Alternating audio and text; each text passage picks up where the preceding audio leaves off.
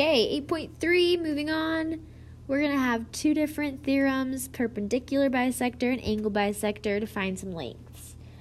So, just some vocab. A bisector splits something in half. So if you have an angle bisector, you're splitting this angle in half. If you have a perpendicular bisector, then you're splitting this side in half. So just kind of cool. We can use that dividing in half to figure out some missing lengths. So, most of the time with angles, it's just saying, oh, this angle equals that angle. With perpendicular bisectors, you are setting up similar triangles. Okay, so create similar triangles.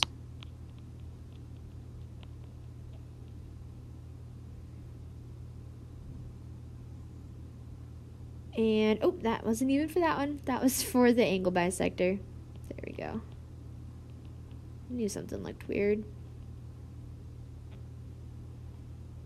So that means you can set up those fractions. The long equals long, short equals short, or you could have medium over medium, whichever ones give you one unknown.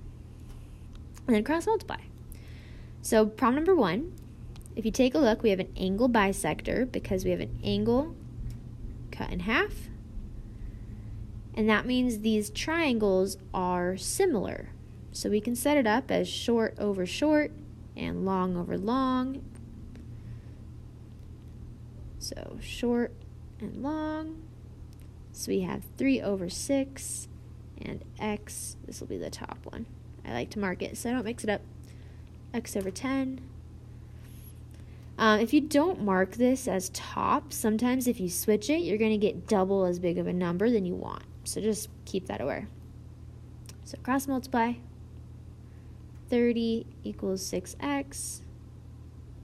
Divide 6. X equals 5. Boom, done. These problems are super fast. And if you notice here, if you write a 5 in right there, you can see 3 and 5, 6 and 10, same relationship. Okay, let's look at the second problem. That's an example. So this is another angle bisector.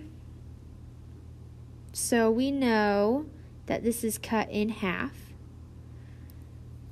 So we know that angle 1 and angle 2 have to make this whole thing VTU.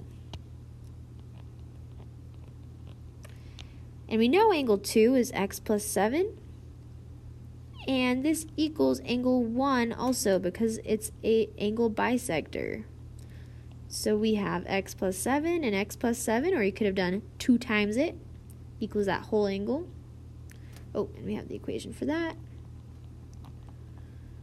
And it's just getting all x's on one side. So let's add like terms first. Now move the x's to one side. And the numbers to the other side. As long as they're on opposite sides, you're good.